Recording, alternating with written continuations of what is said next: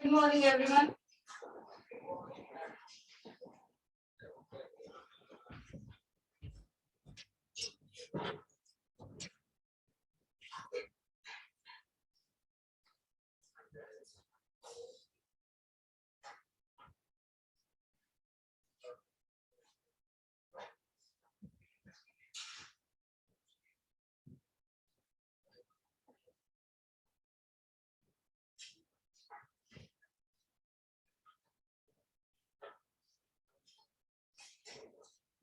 अच्छा last time तो आपका टेस्ट हुआ हो जाएगा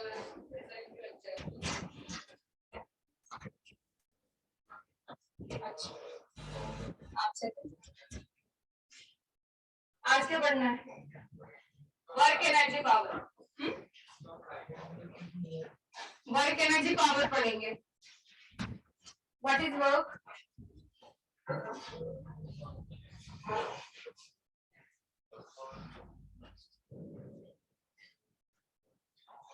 बताओ।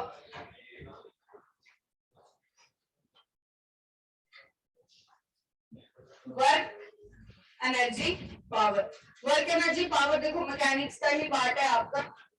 मैकेनिक्स में क्या काइनेमेटिक्स हमने पढ़ लिया, ठीक है। काइनेमेटिक्स में मोशन के बारे में हम पढ़ते हैं, मोशन से रिलेटेड जितनी भी तरह के मोशन है, straight line, 2D, circular, rotational, ठीक है। अभी तक संडे में ही हो, जाग जाओ, है ना, इतना पढ़ लिया। अब वर्क एनर्जी पावर पढ़ेंगे, वर्क, ठीक है, और एनर्जी दोनों वैसे तो है सेम ही। वर्क और एनर्जी दोनों के यूनिट्स क्या होते हैं? जूल। वर्क एनर्जी पावर तीनों स्केलर क्वांटिटीज हैं, वेक्टर तीनों। पावर, पावर भी स्केलर है, सारी क्वांटिटी स्केलर, ठीक है। वर्क एनर्जी पावर तीनों क्वांटिटीज क्या है? स्केलर। अब सबसे पहले वर्क की बात करते हैं। वर्क होता क्या है? काम,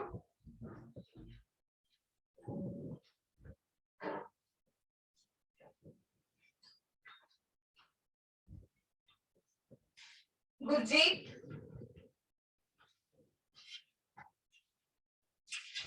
am I audible?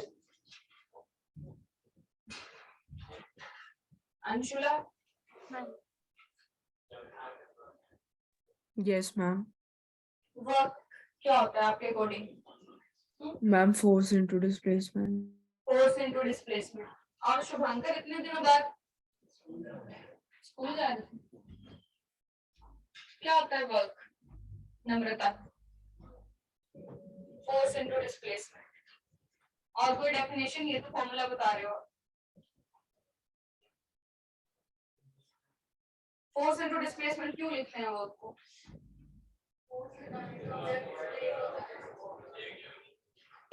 एक जगह से दूसरी जगह जाना चाहिए, ठीक है। फोर्स लगाने से ऑब्जेक्ट का मूवमेंट जरूरी है, डिस्प्लेसमेंट होना जरूरी है। अब इस दीवार पे आप कितना मर्जी फोर्स लगा लो, ये तो मूव नहीं करेगी, ठीक है। डिस्प्लेसमेंट नहीं होगी ना इसकी, ठीक है, तो वो वर्क नहीं होगा। वर्क यानी कि काम, जब दिखेगा कि काम हुआ है तभी लगेगा ना पता। मैंने आपको बोला चेयर, ये बेंच यहाँ से उठा के बाहर रखो, आपने इस पे फोर्स लगाई, यहाँ से मूव नहीं हुआ तो काम हुआ? नहीं हुआ। जब दिखेगा मुझे कि ये बेंच बाहर जा चुका तब बोलूंगी ना कि काम किया है आपने। तो वर्क में डिस्प्लेसमेंट जरूरी है, ऑब्जेक्ट की डिस्प्लेसमेंट जरूरी है, तो वर्क आता है आपका फोर्स इनटू डिस्प्लेसमेंट। अब ये दोनों जो है वेक्टर क्वांटिटीज है, ये तो पता है आपको फोर्स क्या है, वेक्टर क्वांटिटी, डिस्प्लेसमेंट भी वेक्टर क्वांटिटी है, पर वर्क क्या है?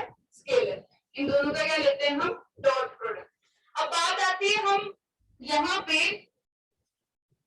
टॉर्क पढ़ा था ना, टॉर्क में क्या पढ़ाया था? R cross F. R distance था, ठीक है, और फोर्स, इनकी यूनिट क्या होगी? टॉर्क के यूनिट्स क्या होंगे ये बताओ? Newton metre. वर्क के यूनिट क्या होंगे? Newton metre. जूल तो वो हमने इसको ऐसा यूनिट दिया ना, न्यूटन मीटर, न्यूटन मीटर। इसमें भी डिस्प्लेसमेंट और फोर्स है, इसमें भी फोर्स और डिस्प्लेसमेंट है। फिर इन दोनों में डिफरेंस क्या है? यहाँ पे मैंने क्रॉस प्रोडक्ट और यहाँ पे डॉट प्रोडक्ट क्यों लिखा हुआ है?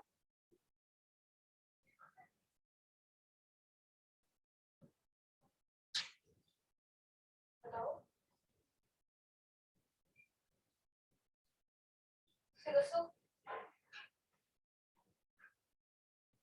हाँ जी राहुल,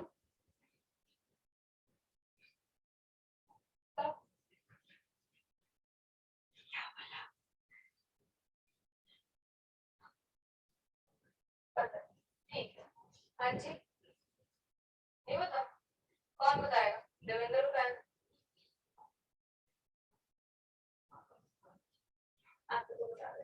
देखो मैंने उस दिन भी बताया था, ये किसके ऊपर डिपेंड करता है मनप्रीत? क्यों लिखा है ऐसे?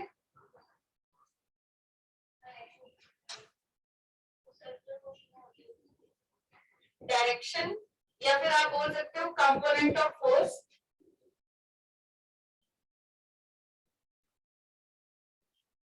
कैसे कीर्ति, कंपोनेंट ऑफ फोर्स कैसे, कंपोनेंट ऑफ फोर्स पे कैसे डिपेंड करेगा?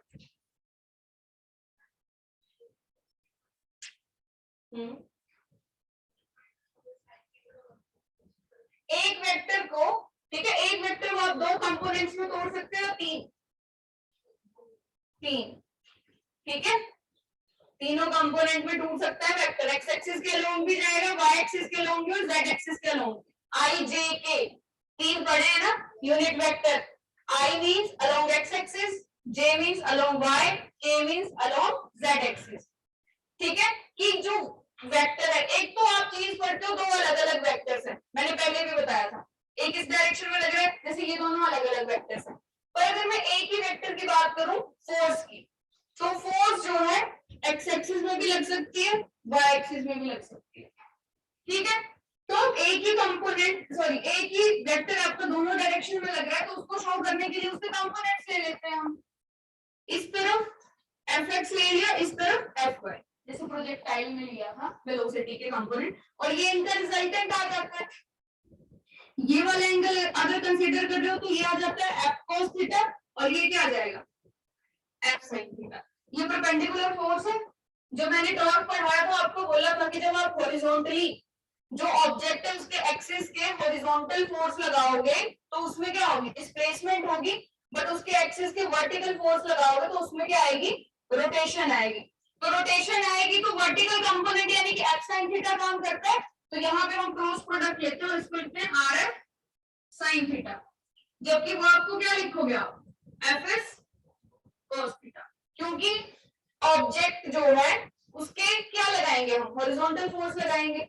ठीक है, अगर उसका एक्सिस ऐसे, या तो उसको ऊपर उठाएंगे या फिर उसको आगे लेके जाएंगे, तो cos थीटा कंपोनेंट काम करता है फोर्स का, इसीलिए हम क्या कंसीडर करते हैं, इनका डॉट प्रोडक्ट कंसीडर करते हैं। और डॉट प्रोडक्ट कंसीडर करें तो दो वेक्टर का डॉट प्रोडक्ट हमेशा एक स्केलर क्वांटिटी आपको देगा। डॉट प्रोडक्ट को स्केलर प्रोडक्ट भी बोलते हैं ना, क्योंकि दो वेक्टर्स को मल्टीप्लाई करने के बाद आपको एक ऐसी क्वांटिटी मिलती है जिसका सिर्फ क्या है, मैग्नीट्यूड है। समझ गए? फोर्स सॉरी वर्क और टॉर्क में फर्क समझ गए ना, दोनों अलग अलग है। अब ये वर्क जो है इसको वेक्टर हटा के अगर यहाँ पे लिख दें एफ एस cos थीटा, अब वर्क डिपेंड करेगा फोर्स पे, डिस्प्लेसमेंट पे, and angle between force and displacement. ये जो cos थीटा एंगल है, इन दोनों के बीच का एंगल है ना, फोर्स और डिस्प्लेसमेंट के बीच, तो इन तीन चीजों पे वर्क डिपेंड कर रहा है। क्लियर? जो फोर्स और डिस्प्लेसमेंट है, इनका जो भी प्रोडक्ट आएगा और इनके बीच का एंगल। अब इस एंगल के बेसिस पे हम वर्क को क्या बोलते हैं, पॉजिटिव, नेगेटिव और जीरो। वैसे तो हमने वेक्टर क्वांटिटीज को पढ़ा ना कि पॉजिटिव होती है, नेगेटिव होती है और जीरो भी हो सकती है। स्केलर में तो नहीं पढ़ाई ये चीज अभी, ठीक है, पर वर्क के केस में हम वर्क को पॉजिटिव, नेगेटिव और जीरो क्यों कंसीडर कर रहे हैं, बिकॉज इन दोनों की डायरेक्शन, ठीक है, इन दोनों की डायरेक्शन इन दोनों के बीच के एंगल को डिटरमाइन करेगी, उसके बेसिस पे वर्क पॉजिटिव, नेगेटिव, जीरो आएगा। अब cos थीटा कब मैक्सिमम होता है, cos थीटा जब थीटा होगा 0 डिग्री, तो cos 0 डिग्री की वैल्यू होगी 1, ये मैक्सिमम वैल्यू आ गई। और मिनिमम ये आप बोल सकते हो नेगेटिव कब होगा, cos 180 डिग्री होता है -1, और 0 cos 90 डिग्री क्या होता है 0।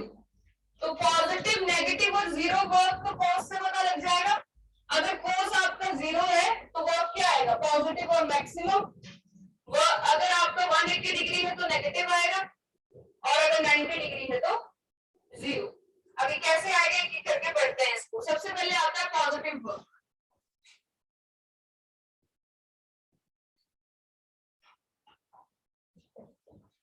पॉजिटिव कब होगा वर्क, जब मैक्सिमम डिस्प्लेसमेंट होगी, जो फोर्स लगा रहे हैं हम उससे क्या होगी, मैक्सिमम डिस्प्लेसमेंट। तो ये कब होगा, जिस तरफ मैं धक्का मार रही हूँ या जिस तरफ मैं चीज को खींच रही हूँ, अगर वो उसी तरफ आए तो क्या होगा, मैक्सिमम वर्क होगा। अगर एक पर्सन को आप धक्का मार रहे हो या फिर किसी ऑब्जेक्ट को अपनी तरफ खींच रहे हो, ठीक है, तो मैक्सिमम वर्क होता है। बट अगर इन दोनों की डायरेक्शन ऑपोजिट हो जाए तो मिनिमम होगा। ठीक है, आप जो काम कर रहे हो, ठीक है, उसी डायरेक्शन में फोर्स लग रही है, उसी डायरेक्शन डायरेक्शन में क्या हो रहा है, डिस्प्लेसमेंट। जैसे कि किसी भी चीज को हम धक्का मारते हैं, इस डस्टर को धक्का मारा मैंने, इस पर फोर्स लगी, इसकी डिस्प्लेसमेंट हो, ठीक है। जिस तरफ फोर्स उसी तरफ डिस्प्लेसमेंट, तो दोनों के बीच में एंगल क्या आएगा, थीटा आ जाएगा 0 डिग्री। सो वर्क होगा आपका फोर्स इनटू डिस्प्लेसमेंट के बराबर, क्योंकि cos 0 डिग्री की वैल्यू होती है 1। तो ये हो गया पॉजिटिव और मैक्सिमम वर्क। अब इसके एग्जांपल्स तो बहुत सारे हैं, है ना रमन? बताओ 3 एग्जांपल।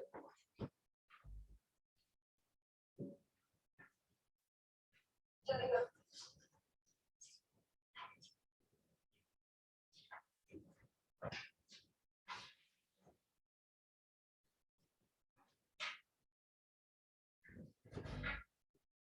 बताओ बताओ, बोलो मोहन, क्या है? देवांशु बताओ, आप बताओ। किसी ऑब्जेक्ट को पुल करना, पुश करना, पुल करना नहीं होगा पक्का? पुल या पुश करना, फोर्स लगाना, ठीक है। किसी चीज को धक्का देना, अपनी तरफ खींचना, दोनों में ही फोर्स लगती है, और दोनों में ही क्या होता है, फोर्स की डायरेक्शन में डिस्प्लेसमेंट। खींचोगे चीज को तब भी तो उसी तरफ आती है, ठीक है। फिर इसके बाद आता है नेगेटिव वर्क डन।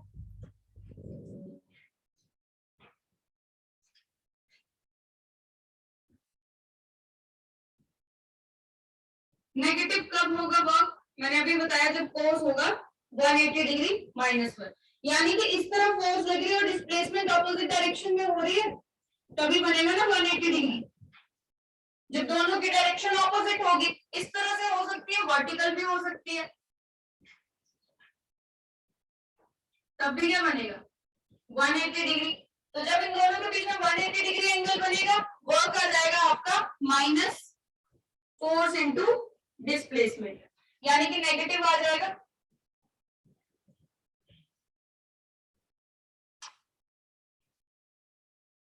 क्लियर? अब नेगेटिव वर्क डन के एग्जांपल बताओ। अंशुला बताओ नेगेटिव वर्क डन के एग्जांपल।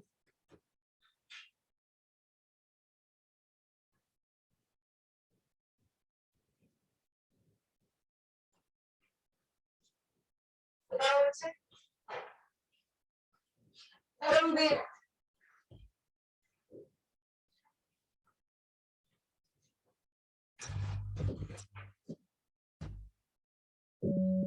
प्रिया सो गए सारे?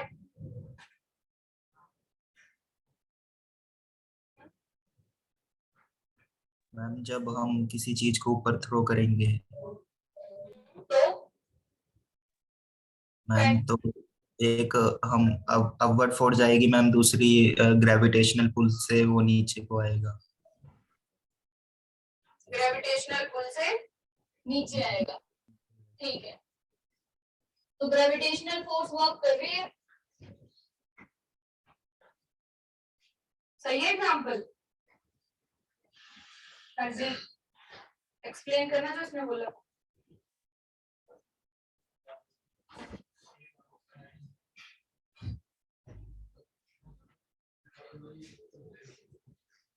हाँ, अगर कोई चीज ऊपर जाएगी तो नीचे भी आएगी। देखो यहाँ पे जब हम ऑब्जेक्ट को वर्टिकली अपवर्ड डायरेक्शन में लेके जा रहे हैं, अपवर्ड डायरेक्शन में लेके जा रहे हो, तो फोर्स कहाँ पे लग रही है, ऊपर की तरफ। ये जो डस्टर है, इसको यहाँ से मैंने ऊपर की तरफ उठाया, तो फोर्स तो ऊपर की तरफ ही लगाई, ठीक है। तो डिस्प्लेसमेंट भी ऊपर की तरफ ही हुई, वर्क तो पॉजिटिव आया, है ना, वर्क तो पॉजिटिव आया। But if we consider, but ये तो अप्लाइड फोर्स के केस में हुआ ना, ये कौन सी फोर्स है फिर, अप्लाइड फोर्स है। दो तरह से हो सकता है ये एग्जांपल। अप्लाइड फोर्स है, जिस तरफ फोर्स लगा रहे हैं उसी तरफ क्या हो रहा है, डिस्प्लेसमेंट। बट अप्लाइड फोर्स को इग्नोर करके, अप्लाइड फोर्स के केस में तो पॉजिटिव, पर यहाँ पे दो फोर्सेस काम कर रही हैं। मैं इसकी डिस्प्लेसमेंट अगर ऊपर की तरफ करवा रही हूँ, तो ग्रेविटेशनल फोर्स इसको नीचे खींच रही है कंटिन्यूअसली। तो अगर डिस्प्लेसमेंट ऊपर की तरफ हो रही है, ग्रेविटेशनल फोर्स जो है वो डाउनवर्ड डायरेक्शन में लग रही है, ग्रेविटेशनल फोर्स इसको डाउनवर्ड डायरेक्शन में खींच रही है, दोनों की ग्रेविटेशनल फोर्स का वर्क डन क्या हो जाएगा, माइनस। ठीक है, अप्लाइड फोर्स यहाँ पे देखो, जो तुमने अप्लाई करी फोर्स, ठीक है, उसी डायरेक्शन में ऑब्जेक्ट है, तो अप्लाइड फोर्स का वर्क डन तो पॉजिटिव होगा। But if we consider work done of gravitational force, that will be negative. Clear? तो हाँ जी, ले सकते हैं। अप्लाइड फोर्स है, उसका वर्क डन तो पॉजिटिव है, बट फ्रिक्शनल फोर्स का वर्क डन क्या है, नेगेटिव। जो अपोजिंग फोर्स है ना, उसका वर्क डन तो क्या रहेगा, हमेशा नेगेटिव रहेगा। अब यहाँ पे देखो, किसी चीज को जैसे धक्का मारा तो मैंने जो फोर्स लगाई वो तो अप्लाइड फोर्स है, बट जो इस पे सरफेस के बीच में फोर्स लग रही है, that is frictional force. Frictional force opposite direction में है, तो उसका वर्क डन नेगेटिव। ठीक है, हमेशा याद रखना, ये क्वेश्चन लगता तो सिंपल है, पर वहां पे ये देखो कि आपसे किस फोर्स का वर्क डन पूछा हुआ है। आपको बोला कि आपने एक कार्ड को पुल किया, ठीक है, then what is the work done of frictional force. अगर फ्रिक्शनल फोर्स लिखा है तो negative, and what will be the work done of applied force, तो वो पॉजिटिव है। अप्लाइड का हमेशा पॉजिटिव ही आता है वैसे तो। क्या जीरो का मतलब पता क्या होगा, अगर दोनों फोर्सेस बैलेंस हो जाएंगे तो ऑब्जेक्ट मूव नहीं करेगा।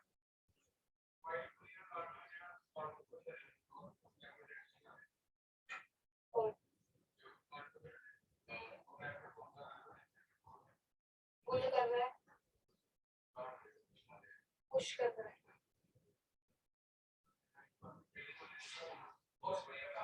ये धक्का मारा तो आगे गया, इस तरफ खींचा तो इस तरफ आया। अब आप क्या बोल रहे हो,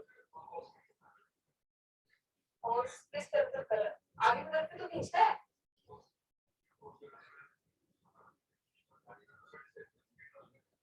वॉकिंग भी वो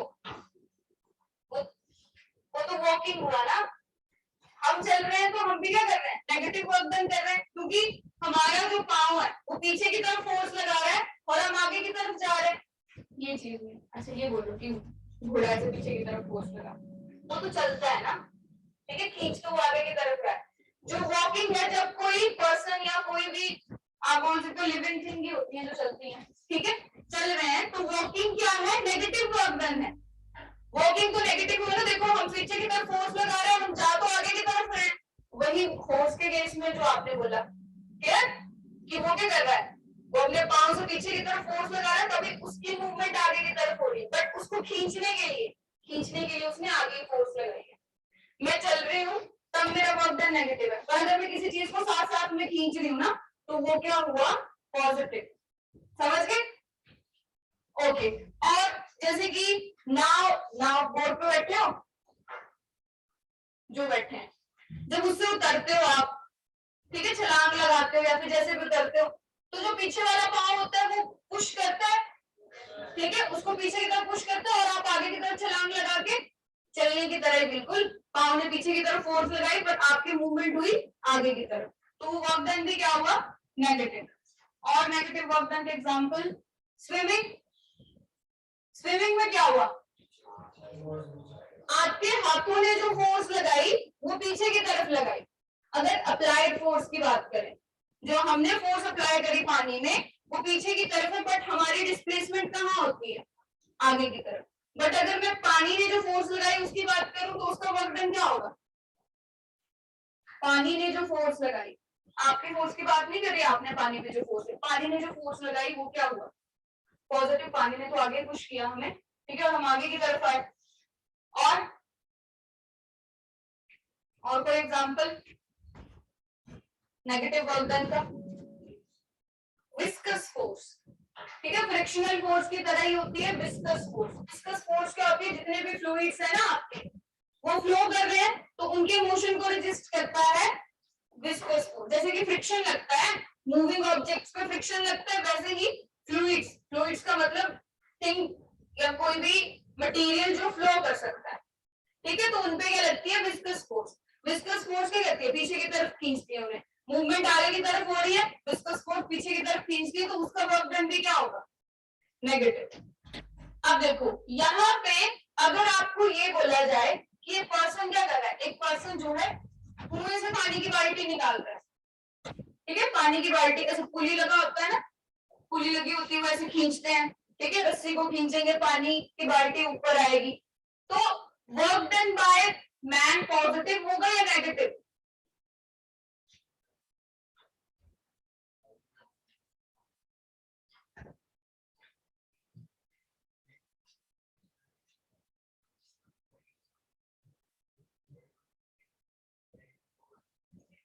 नेगेटिव वाले हाथ खड़ा करो, बाकी सबको पॉजिटिव लगता है। सांझे इधर बाहर कीजिए ऐसे दोनों हाथ खड़े करो। बताओ ऐसे, इतनी अच्छी नहीं हुई ड्राइंग। ऐसे पुली लगा होता है ना, तो क्या कर रहा है वो, ऐसे रस्सी को खींच रहा है, ये पानी की बाल्टी है, ठीक है, ऐसे खींचेगा, इस तरफ फोर्स लगा रहा है, पानी की बाल्टी कहाँ आ रही है, ऊपर आ रही है, ठीक है, ऐसे। तो ये बताओ वर्क डन पॉजिटिव है या नेगेटिव? पॉजिटिव है नेगेटिव? जीरो तो नहीं लग रहा किसी को, आपको लग रहा है? देखो जिस तरफ आप रोप को खींच रहे हो बाल्टी उसी तरफ आ रही है, so work done by man will be positive, ठीक है, जो उसने जिस तरफ फोर्स लगाई उसी तरफ तो बाल्टी आई, but work done by gravitational force is negative. समझ गए? ओके, अब ये समझ आ गया। अब यहाँ पे हमेशा याद रखना कौन सी फोर्स का वर्क डन पूछा हुआ है, सबसे ज्यादा इंपॉर्टेंट क्या है क्वेश्चन में, ये देखना कि कौन सी फोर्स का वर्क डन पूछा है, उसके हिसाब से पॉजिटिव या नेगेटिव होता है। अब नेक्स्ट आता है जीरो।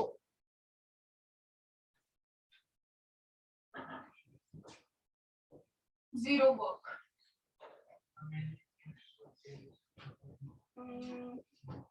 कुली कुली कुली, ठीक है, क्या करता है कुली? कुली तो सामान उठा के लेके जा रहा है, उसका वर्क क्यों है जीरो? वो तो काम कर रहा है।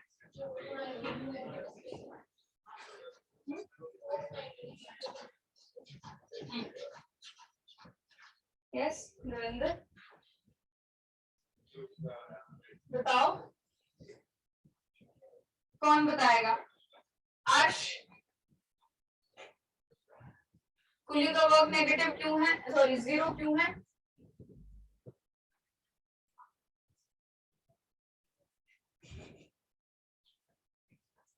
हमसे जो नजरें चुराने लगे हो, क्यों चुरा रहे नजरें हैं? बताओ।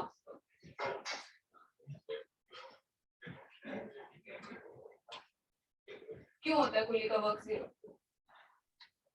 मैम क्योंकि डिस्प्लेसमेंट जीरो होता है। डिस्प्लेसमेंट जीरो होता है, कुली की डिस्प्लेसमेंट जीरो है।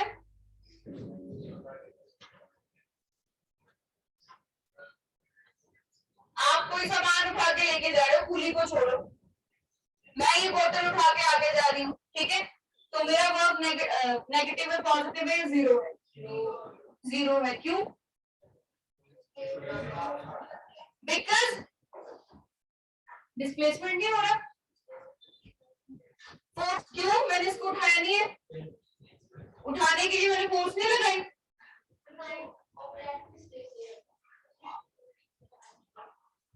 सृष्टि कह रही है, सृष्टि है ना, सृष्टि ने बोला 90 डिग्री है। किस कैसे 90 डिग्री है? थीटा 90 डिग्री होगा, ये तो मैंने स्टार्टिंग में बताया था, तब वर्क क्या आएगा आपका? जीरो आएगा। थीटा 90 डिग्री क्यों है? देखो मैंने इसको उठाया है तो मैंने इस पर फोर्स ऊपर की तरफ, देखो दो फोर्सेस है, एक तो ग्रेविटेशनल फोर्स है, ग्रेविटेशनल फोर्स नीचे की तरफ लग रही है, अप्लाइड फोर्स ऊपर की तरफ है।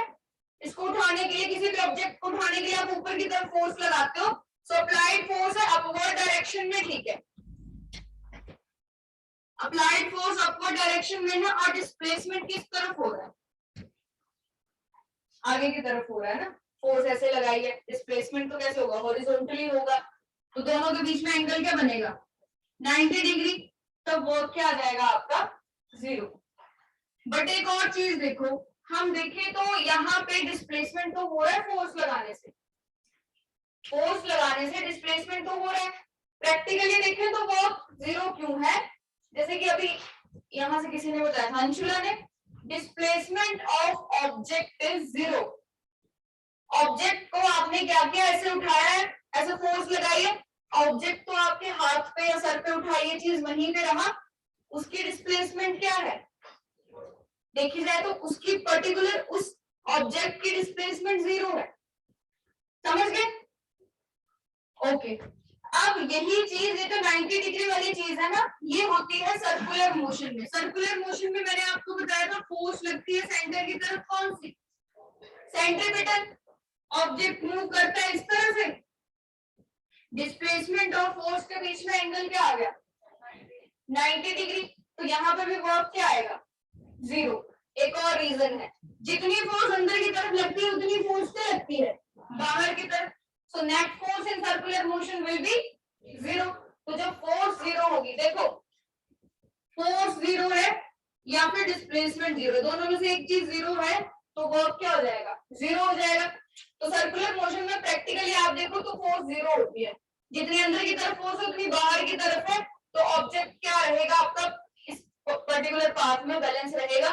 और नेट फोर्स 0 है तो वर्क क्या आ जाएगा? 0। अगर वो भी कंसीडर नहीं करना है, सिर्फ एक ही फोर्स को कंसीडर करना है, तो ये देख लो, फोर्स अंदर की तरफ लग रही है, वर्क जो है परपेंडिकुलर हो, सॉरी डिस्प्लेसमेंट जो है परपेंडिकुलर हो रहा है, तब भी वर्क क्या आएगा? 0। एक राउंड कंप्लीट कर ले तो डिस्प्लेसमेंट भी क्या आएगी? 0। समझ गए? एक ये हो गया एग्जांपल, ये 90 डिग्री वाला यहाँ पे अप्लाई हो रहा है। अब आपको ये बोला जाए कि एक वेट लिफ्टर है, वेट लिफ्टर ने कुछ वेट उठाया हुआ है, तो उसका वर्क पॉजिटिव है या नेगेटिव या 0? उठाया हुआ है 0 होगा। उसने फोर्स लगाई है, उसको लिफ्ट किया है, बट डिस्प्लेसमेंट नहीं कर रहा, ठीक है? तो इस केस में क्या होगा? 0। बट अगर आपको ये बोला जाए उसने नीचे से वेट को उठाया, फिर दोबारा से इस वेट को नीचे रख दिया, फिर डिस्प्लेसमेंट 0 होगी। और एक चीज देखो, पहले ऊपर की तरफ फोर्स लगी, फिर नीचे की तरफ फोर्स लगी, वैसे भी 0 आ जाएगा। पहले क्या हुआ? पॉजिटिव वर्क डन, फिर नेगेटिव ले लो, पहले नेगेटिव फिर पॉजिटिव ले लो, 0 आएगा। डिस्प्लेसमेंट 0 तो वर्क भी 0। पुली वाला एग्जांपल थोड़ा सा ऐसे लगता है ना कि पुली ने काम किया फिर भी उसका वर्क 0 क्यों हो रहा है? बिकॉज ऑब्जेक्ट की डिस्प्लेसमेंट 0 होती है। ऐसे उसने फोर्स लगाई है सामान को उठाने के लिए, सामान को उसने वहीं पे रखा, पर अगर वो सूटकेस को ऐसे रगड़ते हुए लेके जाता, फिर तब पॉजिटिव आता, कुछ ना कुछ वैल्यू होती, ठीक है? एंगल क्या होता? कुछ और एंगल होता, थोड़ा इंक्लाइन प्लेन होता ना, ऐसे टेढ़ा करता उसको, ऐसे थोड़ा इस तरह से ऐसे उसको रगड़ते हुए लेके जाता, यहाँ पे कुछ एंगल बनता। समझ गए? अब पॉजिटिव, नेगेटिव और 0 वर्क में कंफ्यूजन तो नहीं है किसी को? कोई भी एग्जांपल आए, सबसे पहले देखना है आपसे कौन सी फोर्स का वर्क पूछा है, बस। फिर डायरेक्शन देखनी है, ये फोर्स कहाँ पे लग रही है और डिस्प्लेसमेंट कहाँ पे हो रहा है, ठीक है? क्लियर? वर्क क्लियर हो गया? वर्क के यूनिट्स क्या होते हैं? ऐसे यूनिट जूल। प्रवीण, इसका डायमेंशन फॉर्मूला क्या होगा? Joule can be written as newton metre. Joule को न्यूटन मीटर लिख सकते हो आप, क्योंकि वर्क की यूनिट जूल है, फोर्स की न्यूटन है, डिस्प्लेसमेंट की मीटर है। और न्यूटन का डायमेंशन फॉर्मूला क्या होता है? न्यूटन मींस फोर्स, फोर्स का फॉर्मूला होता है मास इनटू एक्सेलरेशन। मास क्या होता है? केजी, एक्सेलरेशन होता है मीटर पर सेकंड स्क्वायर। तो यहां से डायमेंशन फॉर्मूला बनता है ml/t-2। ये न्यूटन हो गया, न्यूटन के साथ मीटर जोड़ दो, यानी कि एक लेंथ जोड़ दो, तो जूल क्या बन गया? ml/t-2। ये जूल का डायमेंशनल फॉर्मूला बन गया। न्यूटन और जूल का डायमेंशन फॉर्मूला तो आपने वैसे ही याद रख लेना है, आगे जाके जब हम कुछ बड़ी यूनिट्स पढ़ेंगे वहां पे ये काम आएगा डायरेक्टली। हर बार तो ऐसा नहीं करोगे ना, फोर्स पे जाओगे, फोर्स का फॉर्मूला लिख के न्यूटन का डायमेंशनल फॉर्मूला ड्राइव करोगे, फिर उससे जूल का। फिर उससे वोट, ऐसे आगे जाके और यूनिट्स बनती रहेंगी ना, तो डायरेक्टली याद रख लेना है न्यूटन है mlt-2, इतना सिंपल है याद रखना। और जूल में क्या हो गया, एल में एक और लेंथ जुड़ गई तो ml2t-2, क्लियर। अब नेक्स्ट है एनर्जी, इसको नोट कर लो, नेक्स्ट है एनर्जी।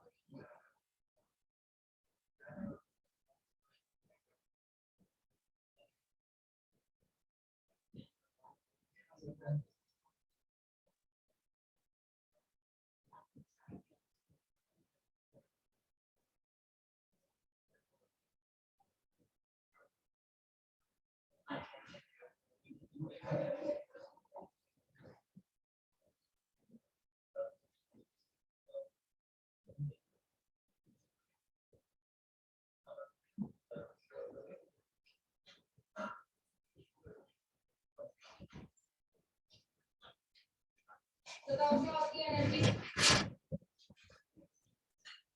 मैं 1 मिनट के लिए छोड़ के जाओ, तुम रील्स शुरू हो जाती है तुम्हारी। किसने निकाला था फोन?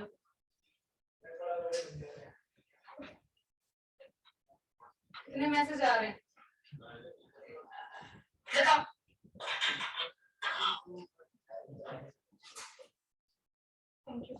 बताओ, कीर्ति से शुरू करते हैं, क्या होती है एनर्जी?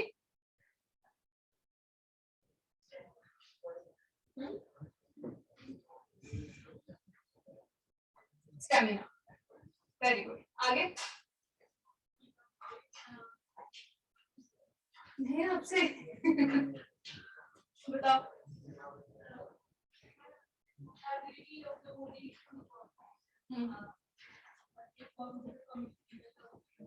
हाँ जी, फिजिक्स में आप पढ़ते एनर्जी हो, कोई भी चैप्टर है, हर चैप्टर में आप एनर्जी पढ़ रहे हो। देखो फर्स्ट चैप्टर पढ़ा आपने मैकेनिक्स, मैकेनिक्स में हम पढ़ेंगे मैकेनिकल एनर्जी। उसके बाद इलेक्ट्रिसिटी आता है तो electric energy, heat and thermodynamics आता है तो थर्मल एनर्जी, ठीक है। फिर वेव्स आता है तो उसमें साउंड एनर्जी पढ़ते हैं, ठीक है। ऑप्टिक्स आता है तो उसमें लाइट एनर्जी पढ़ते हैं। आप एनर्जी की ही डिफरेंट डिफरेंट फॉर्म्स को पढ़े जा रहे हो। बेसिकली जो एनर्जी है वो क्या करती है, अपनी फॉर्म को चेंज करती है। एनर्जी को क्रिएट किया जा सकता है,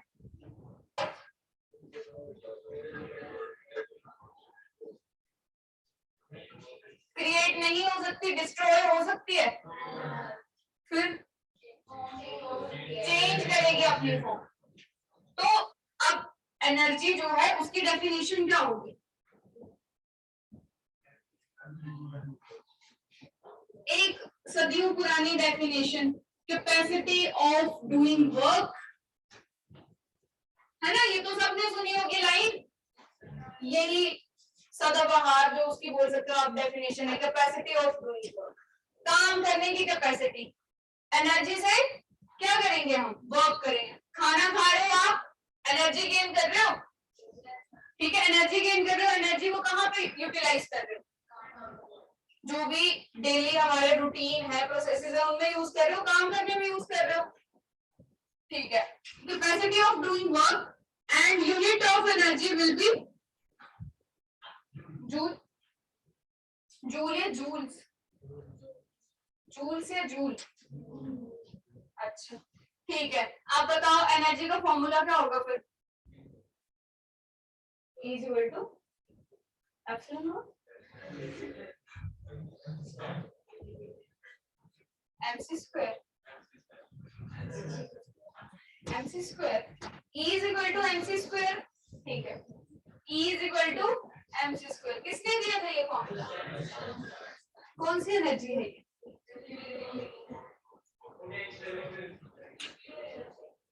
nuclear energy, energy of a photon, ठीक है, वो भी एक एनर्जी की फॉर्म है, वो एनर्जी का फॉर्मूला नहीं है. Basically energy is a work. Work और एनर्जी सेम है, बहुत बार बता चुकी हूं मैं +2 वालों को, है ना. Work is equal to energy. क्यों? वर्क की यूनिट है जूल, एनर्जी की यूनिट भी जूल है, यानी कि दोनों क्या है? सेम है. अब दोनों सेम कैसे हुए? बेसिकली ये जो एनर्जी है ये अपनी फॉर्म चेंज करती है तभी हम काम करते हैं. एनर्जी हमने बोला कभी खत्म नहीं होगी, अगर कभी खत्म नहीं होगी तो कहाँ जाएगी? काम में जाएगी. तो दैट्स व्हाई वर्क और एनर्जी दोनों की यूनिट सेम है. वर्क को आप बोल सकते हो a form of energy. Work क्या है? एक एनर्जी की फॉर्म है. अब एनर्जी जो है, ठीक है, यूनिट जूल है. अब एनर्जी अलग अलग तरह की होती है. यहाँ पे मैंने कहा हम काम की बात कर रहे हैं कि एक चीज को आप धक्का दे रहे हो, वो एक जगह से दूसरी जगह जा रही है, डिस्प्लेसमेंट हो रहा है फोर्स लगाने से. जब मूवमेंट की बात आती है तब हम पढ़ते हैं मैकेनिकल, या फिर काम की बात आती है कोई भी तो हम मैकेनिकल एनर्जी पढ़ेंगे. ठीक है, मैकेनिकल एनर्जी. अब मैकेनिकल एनर्जी होती है kinetic energy plus potential energy. Mechanical energy associated with movement of an object. यहाँ पे आप फोर्स लगाओगे, मूवमेंट होगी.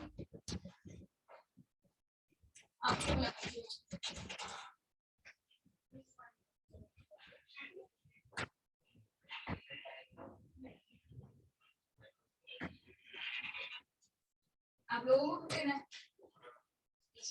दे दो ऑर्डर बाहर ना. ठीक है, mechanical energy kinetic energy plus potential energy. Mechanical energy क्या बताई मैंने सुशांत?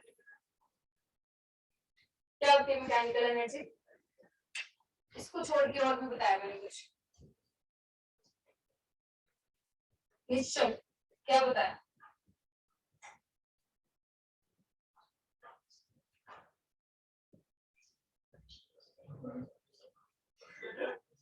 आप लोगों को देख के ना एक गाना याद आता है मुझे.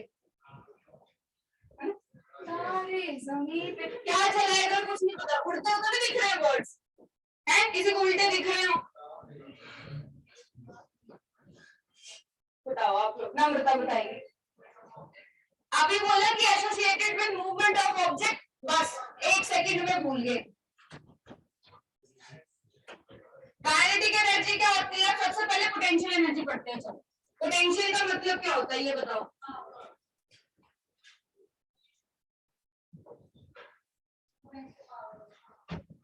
क्या होता है पोटेंशियल? क्या होता है पोटेंशियल? शुभांकर.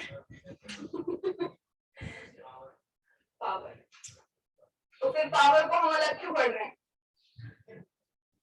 अगर पोटेंशियल ही पावर है तो पावर को अलग क्यों पढ़ रहे हैं? पावर होती है शक्ति. पावर का मतलब है शक्ति. एनर्जी का मतलब क्या है?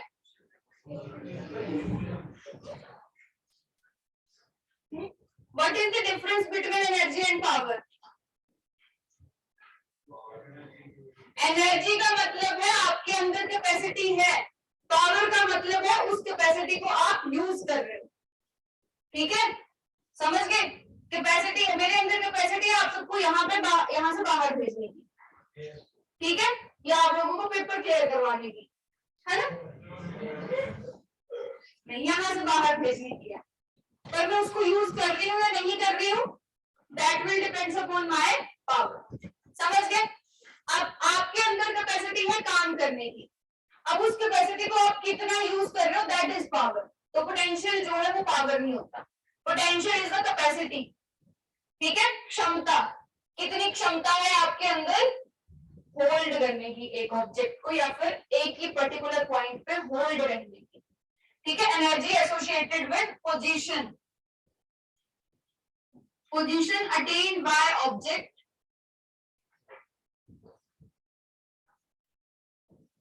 एट एनी हाइट, किसी भी हाइट पे, किसी भी पॉइंट पे खुद को होल्ड रखने की जो कैपेसिटी है बॉडीज की, that is potential energy. Potential energy की वजह से अब देखो, जिंदा रहने के लिए भी क्या चाहिए, एनर्जी चाहिए। बॉडी के अंदर एनर्जी होनी चाहिए विथस्टैंड, कोई काम नहीं करना है आपको, एक जगह पर बैठे रहना है, तो उसके लिए भी तो एनर्जी चाहिए। ठीक है, अब जो पानी की टंकी रखी है हमने, ठीक है, उसके अंदर जो पानी है वो एक पर्टिकुलर प्लेस पे होल्ड है, तो उसके अंदर कौन सी एनर्जी होगी। डैम में जो है आप पानी को क्या करते हो, रोक लेते हो ना पानी को, ठीक है, स्टोर कर लेते हो एक किस्म से, तो उस पानी के अंदर भी क्या कैपेसिटी है, खुद को होल्ड किया हुआ है एक जगह पे, या हमने होल्ड करवाया है पर हमने उसको एक पर्टिकुलर प्लेस पे होल्ड रखा है, तो एनर्जी होगी पोटेंशियल। एसी एक पर्टिकुलर हाइट पे क्या है, होल्ड है, चाहे उस पर हमने कोई भी मैकेनिज्म लगाया, उसको कैसे भी फिट किया हो, तो फिट किया यानी उसको हमने पोटेंशियल एनर्जी प्रोवाइड करी है खुद को होल्ड करने की। आप लोग बैठे हो अपनी अपनी जगह पे, खुद को होल्ड करके, आपके अंदर कौन सी एनर्जी है, पोटेंशियल। ये बॉटल रखी हुई है टेबल के ऊपर, इसके अंदर भी कौन सी एनर्जी है, potential. It is a store form of energy, store form of energy. जैसे कि हम खाना खाते हैं, अपने अंदर एनर्जी को स्टोर करते हैं, फिर जब जरूरत पड़ती है वो एनर्जी हम काम में लेके आते हैं। ठीक है, तो स्टोर करते हैं ना एनर्जी को, पोटेंशियल एनर्जी भी स्टोर होती है बॉडी के अंदर। ठीक है, बॉडी के अंदर स्टोर होगी जब वो क्या है, रेस्ट पे है और किसी पर्टिकुलर पोजीशन पे होल्ड है। अब मैंने कहा एट एनी हाइट, अब इसको कैसे निकालेंगे, इसका फॉर्मूला क्या है। सबसे पहले आती है ग्रेविटेशनल पोटेंशियल एनर्जी, अलग अलग फॉर्म है इसकी भी। पहले आती है ग्रेविटेशनल पोटेंशियल एनर्जी, ग्रेविटी की वजह से जो बॉडीज के अंदर पोटेंशियल एनर्जी। यहाँ पे देखो, ये जो हमने सरफेस पे एक ऑब्जेक्ट रखा है, इसको क्या किया, किसी पर्टिकुलर हाइट पे लेके, एच हाइट पे लेके, ठीक है, एच हाइट पे लेके आप लोग इसको यहां से यहाँ पे आपने इसकी मूवमेंट करवाई, तो अप्लाइड फोर्स जो है वो तो ऊपर की तरफ लगी, डिस्प्लेसमेंट भी ऊपर की तरफ, वो वर्क क्या होता है, फोर्स इनटू डिस्प्लेसमेंट। ठीक है, फोर्स कितनी लगाई आपने, ऊपर की तरफ कितनी फोर्स लगी, फोर्स होती क्या है, फोर्स का फॉर्मूला बताओ मुझे, mass into acceleration. But if we consider gravitational force, ये क्या बन जाएगी, mg, बट ये किस डायरेक्शन में लगती है, डाउनवर्ड। ग्रेविटेशनल फोर्स नीचे की तरफ लग रही है, ऊपर की तरफ हम क्या कर रहे हैं, इसको h हाइट पे लेके जा रहे हैं, तो ये नेगेटिव आएगा। अभी के लिए ग्रेविटेशनल फोर्स का वर्क डन देखो, दैट विल बी नेगेटिव, और ये क्या आ जाएगा, माइनस mgh, माइनस mgh क्या आ गई, potential energy of this object, जब इसको यहां से कहां पे लेके गए हम, यहां से इसको h हाइट पे लेके गए, सो ग्रेविटेशनल फोर्स ने नेगेटिव काम किया, नीचे की तरफ फोर्स लगाई। अब यही उल्टा करके देख लो, ऊपर से नीचे आ रहा है तो क्या हो जाएगा, mgh। सो mgh ये क्या है, पोटेंशियल एनर्जी का फॉर्मूला है। अब मैंने तो निकाला वर्क और उसको एनर्जी क्यों बोला, क्योंकि अभी बताया कि वर्क और एनर्जी क्या होते हैं, सेम। समझ गए,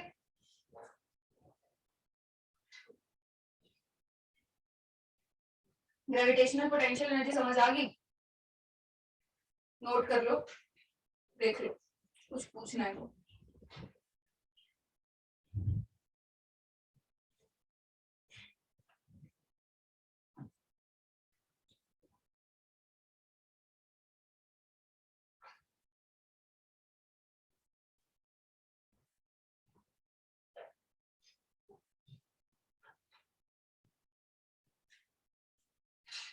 अब बताओ, क्लियर है सबको,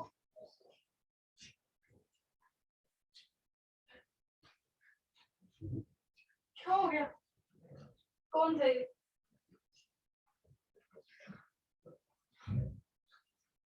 यहाँ पे देखो, अप्लाइड फोर्स अगर यहाँ पे पूछती मैं अप्लाइड फोर्स का वर्क डन, तो वो क्या होता? हाँ जी पावल, यहाँ पे मैंने ग्रेविटेशनल फोर्स की बात करी, अगर मैं अप्लाइड फोर्स का वर्क डन पूछती तो क्या आता?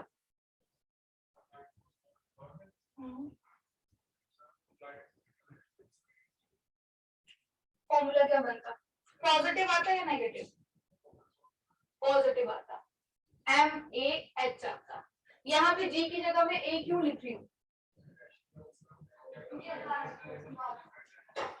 क्योंकि जो अप्लाइड फोर्स है वो बॉडी को अपवर्ड डायरेक्शन में एक्सेलरेट करवा रही है।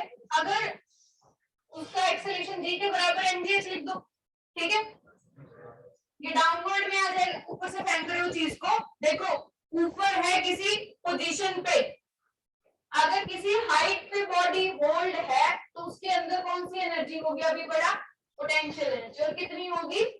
mgh। mg क्या है? जो वेट है नीचे की तरफ लग रहा है, वेट तो कंटिन्यूसली नीचे की तरफ लगेगा अगर उसको किसी हाइट पे होल्ड रखा है। जितने भी ऑब्जेक्ट्स ये हाइट पे हैं इनमें वेट लग रहा है, ठीक है, वेट नीचे की तरफ लगती है डाउनवर्ड फोर्स, तो डाउनवर्ड फोर्स mg और कितनी हाइट पे लग रही है? h पे। समझ गए? ठीक है, अब मुझे एक चीज बताओ, अगर मैं सरफेस पे रख दूं ऑब्जेक्ट, यहाँ पे बिल्कुल सरफेस पे, तब पोटेंशियल एनर्जी होगी? मैंने तो कहा रेस्ट पे है तो होगी। कितनी होगी? जीरो का तो मतलब है नहीं होगी। mg तो इसका वेट हो गया, नीचे की तरफ लग रहा है हाइट, हाइट नहीं होगी तब तो जीरो जाएगी।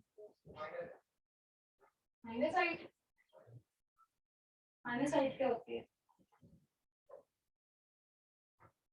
जितने आप ऊपर उतने नीचे हो।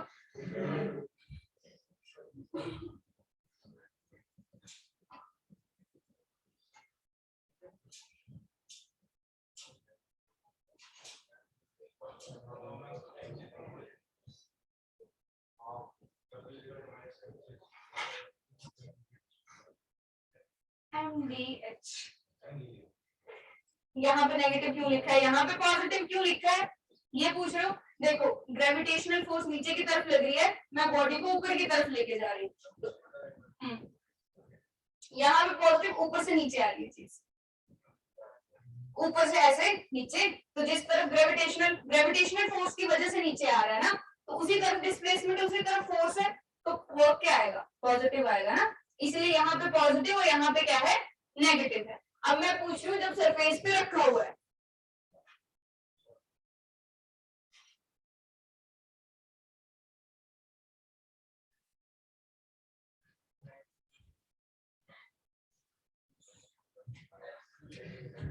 यहाँ पे देखो, तब हम हाइट लेते हैं from centre of mass, height कभी जीरो नहीं होगी।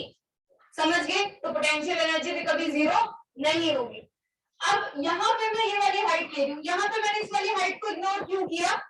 बिकॉज इस डिस्प्लेसमेंट के आगे ये तो बहुत कम होगा, बट यहाँ पे जब जीरो की बात आ रही है तो हमें पता है कि अर्थ जो है इसको कहाँ से, इसके सेंटर ऑफ मास से अपनी तरफ अट्रैक्ट कर रही है, तो ये फोर्स इसके सेंटर तक जा रही है, तो हमेशा हाइट रहेगी कुछ ना कुछ, चाहे नेग्लिजिबल के बराबर हो बट हाइट रहेगी। तो कभी भी पोटेंशियल एनर्जी एक ऑब्जेक्ट जो किसी पर्टिकुलर पोजीशन पे होल्ड है, चाहे सरफेस में है चाहे हाइट में है, कभी भी जीरो नहीं होगी। समझ गए? क्लियर? यहां तक कोई डाउट है तो बोलो फिर। नहीं डाउट? तो ये तो ग्रेविटेशनल पोटेंशियल एनर्जी थी। ग्रेविटेशनल पोटेंशियल एनर्जी आप उस वक्त निकाल रहे हो जब बॉडी मूव कर रही है, या फिर जब वो मूव करके अपनी दूसरी पोजीशन तक आ चुकी है तब निकाल रहे हो? मूव कर रही है तब निकाल रहे हो आप, उसकी डिस्प्लेसमेंट ऑलरेडी हो चुकी है, वो एक पर्टिकुलर पोजीशन पे है, हम वहां पे पोटेंशियल एनर्जी निकाल रहे हैं, मोशन है तब नहीं निकाल रहे। समझ गए? मैंने कहा कि जो पंप होता है, जैसे मोटर चलाते हैं, ठीक है, पानी को क्या करते हैं? ऊपर की तरफ पंप करते हैं, तो ग्राउंड फ्लोर से टॉप फ्लोर तक पानी जा रहा है, तो जब जा रहा है पानी तब नहीं कहा मैंने उसकी एनर्जी जो पोटेंशियल एनर्जी है, जब वो नीचे से ऊपर पहुंच चुका है तब उसने अटेन करी। ये समझ लो वो हाइट पे पहुंच गया तो उसने एनर्जी को अटेन किया और वहां पे रुक गया, या फिर ऊपर से नीचे आया अपनी एनर्जी को इकट्ठा किया और होल्ड हो गया एक प्लेस पे। यहाँ पे पोटेंशियल एनर्जी है, जब ये नीचे रखा होगा तब इस पे पोटेंशियल एनर्जी होगी। ये जो मूवमेंट वाला रास्ता है बीच में, इसमें इसके अंदर पोटेंशियल एनर्जी नहीं है। जब चलने लग पड़ी ना चीज तब पोटेंशियल एनर्जी नहीं है, समझ गए? तब काइनेटिक एनर्जी आती है। तो पहली एनर्जी होगी ग्रेविटेशनल। आप देख रहे हो ग्रेविटेशनल पोटेंशियल एनर्जी है, कोई भी पोटेंशियल एनर्जी है, अपनी पोजीशन को गेन करना और होल्ड हो जाना। तो ऐसे ही नेक्स्ट आती है इलास्टिक पोटेंशियल एनर्जी।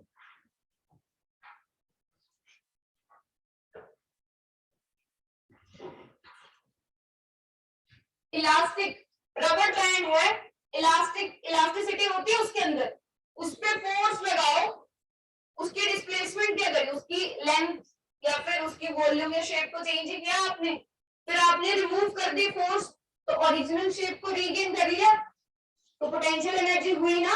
अपनी पोजीशन को रीगेन करने की कैपेसिटी है उसके अंदर, तो उसके अंदर हुई elastic potential energy, that will be half kx²।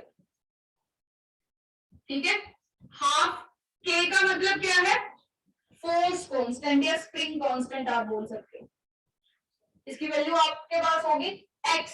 जब आपने क्या किया, स्प्रिंग है जैसे उसको आपने एक्सपेंड किया, ऐसे है ना स्प्रिंग, उसको थोड़ा सा एक्सपेंड कर दिया, तो जितना उसको एक्सपेंड किया है वो वाला डिस्टेंस क्या है, x। रबर बैंड भी हो सकता है, या फिर एक सरफेस पे ऐसे लगा दिया स्प्रिंग, फिर उस पे क्या किया, एक मास को लोड कर दिया, तो वो क्या करेगा, उसको थोड़ा सा एक्सपेंड करेगा, जितना एक्सपेंड किया वो डिस्टेंस क्या है, x।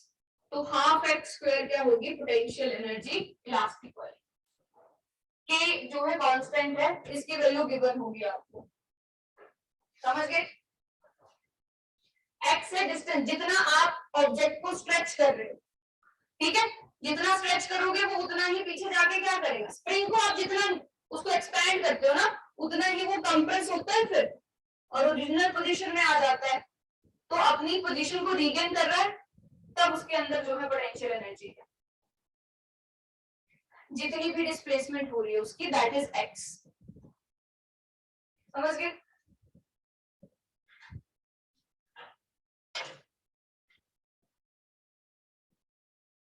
किसी को समझ नहीं आया तो दोबारा से बताओ। इलास्टिक पोटेंशियल एनर्जी में कंफ्यूजन है तो दिखाएं चलो।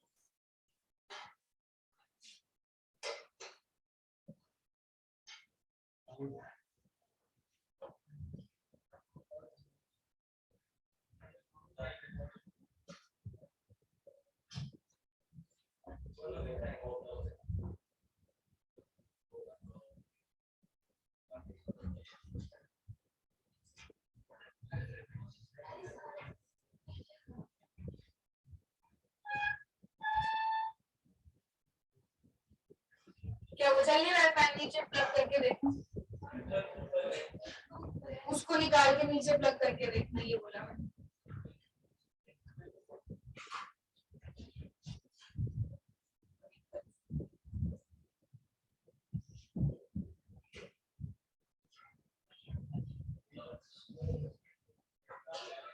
चलो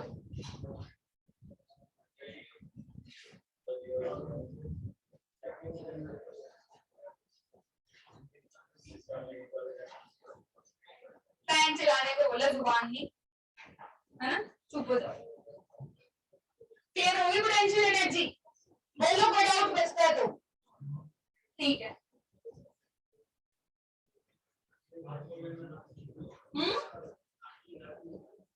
वर्क एनर्जी पावर तो कुछ भी नहीं है, इतना सिंपल चैप्टर है, क्या ही पढ़ा है इसमें, काइनेटिक एनर्जी बच गई।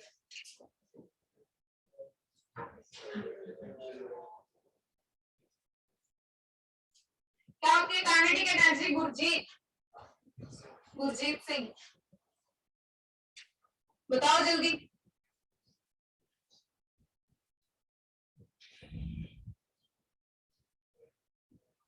गुरविंदर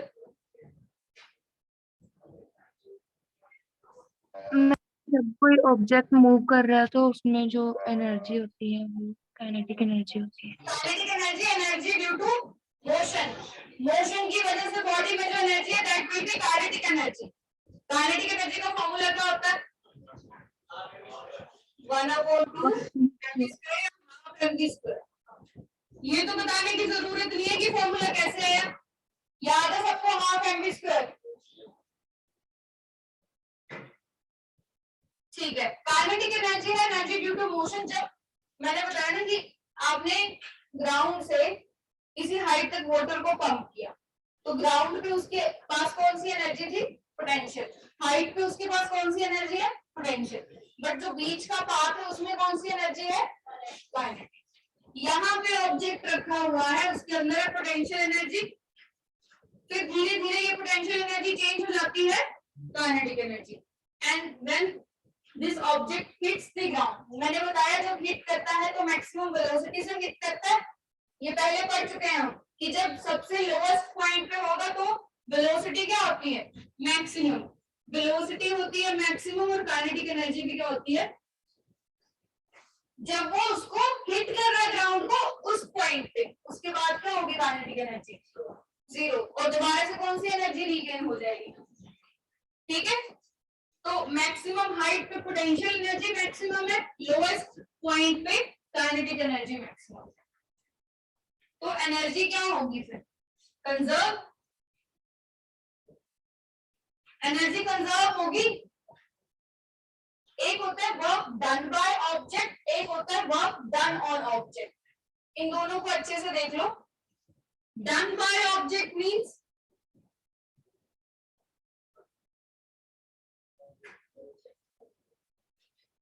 एक में ऑब्जेक्ट काम कर रहा है, दूसरे में क्या हो रहा है? ऑब्जेक्ट के ऊपर काम हो रहा है। ऑब्जेक्ट के ऊपर काम हो रहा है, फॉर एग्जांपल ये रखा हुआ है, इस पे मैंने फोर्स लगा दी, तो ये इसके ऊपर काम हुआ, ऑब्जेक्ट के ऊपर काम हुआ, खुद से काम नहीं किया इसने, तो इसमें करेगा हमेशा एनर्जी गेन। इसको याद रखना, आपने उसको क्या किया? पुश किया या पुल किया, कुछ भी किया, वो ऑब्जेक्ट के ऊपर काम किया तो वो एनर्जी को गेन करता है। बट जब वर्क डन बाय ऑब्जेक्ट, जैसे यहां से क्या किया, ऑब्जेक्ट को छोड़ दूं तो ये खुद ब खुद काम करेगा ग्रेविटेशनल फोर्स के under, that is work done by object. तो उसमें क्या रहती है? Energy conserve. ये दोनों चीजें लिख लो अच्छे से, याद रखना। ऐसे याद रख सकते हो, वर्क डन ऑन ऑब्जेक्ट, उस पे काम किया तो उसको एनर्जी दी, ठीक है। और work done by object, object खुद से काम कर रहा है मींस फ्री फॉल, कैसे? फ्री फॉल, खुद से नीचे आ रहा है under the action of gravity, so energy conserve रहती है। वर्क डन ऑन ऑब्जेक्ट पे एनर्जी का गेन क्यों लिखा है? एक थ्योरम है वर्क एनर्जी थ्योरम, उसमें ये बोलते हैं कि अगर आप वर्क करोगे तो काइनेटिक एनर्जी चेंज होगी, काइनेटिक एनर्जी चेंज होगी तो ऑब्जेक्ट को क्या मिलती है? एनर्जी मिलती है, ठीक है, in the form of kinetic energy. आज के लिए काफी है इतना। काइनेटिक एनर्जी को बाकी कल पढ़ेंगे। अब टेस्ट चेक कर लेते हैं। देख लो सारा, फिर डाउट पूछ लो।